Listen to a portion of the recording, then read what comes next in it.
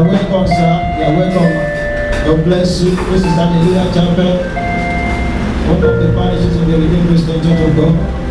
We are small enough to identify with you and big enough to accommodate you. And we pray that the Lord God Almighty will answer all your prayers. As you have ordered your step into this worship center, you will never regret being part of this fellowship in Jesus' name.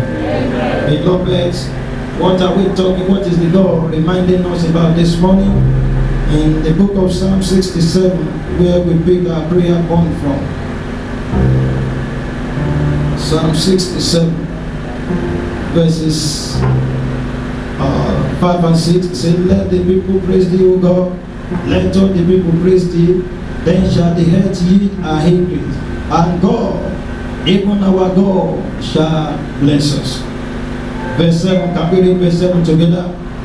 God shall bless us, and all the ends of the earth shall hear him. Amen. Father, honor your word in our life today. Grant entrance to your word. In Jesus' name we pray. Beloved, this morning we are considering briefly a topic that says irreversible blessing. Irreversible blessing. In other words, the blessing that cannot be taken back. The blessing that cannot be changed. Something clicked to my spirit man in the course of the night. And I heard the voice. And what that God was saying is that I have blessed him, I cannot curse him. He has been blessed and he cannot be cursed. And I heard the voice of Isaac saying, there is nothing I can do. He is irrevocable. I can't call it back. Someone is here this morning.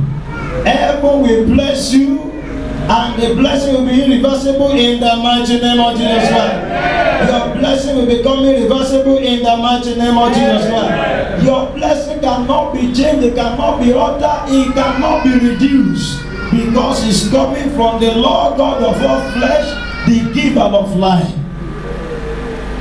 And it tells us, beloved, what is even blessing? Well, we may ask ourselves, what is blessing? What can we say blessing is all about?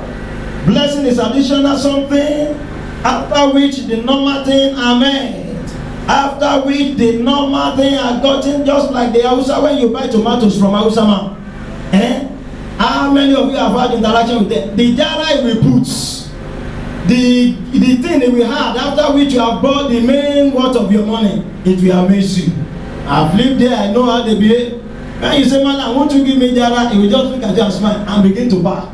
Depending on the kind of favor you are carrying on your head. And I decree today, you will carry the favor that attract additional blessing in the mighty name of Jesus Christ. I say you will carry the favor that attract additional blessing in the mighty name of Jesus Christ.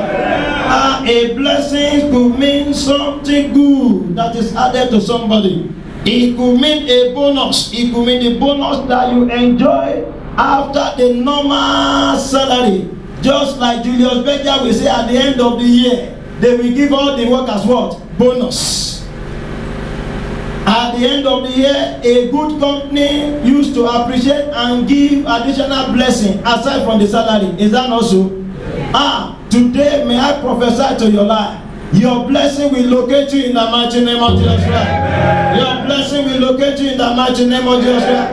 I say your blessing will locate you in the mighty name of Jesus Christ. He told us in the book of Psalm 23 verse 5. He said, thou anointed my head with oil, and my cup does what? Runneth over. There is more than sufficient blessing. There is a blessing that will come to the way of a man, not the blessing that will be enough for himself alone and his family. That is no blessing. Pastor Enoba was saying that any blessing that comes to a man and is for him and his family alone is no blessing, because our God is rich in blessing. Overflowing blessing will come your way today in the mighty name of Jesus Christ.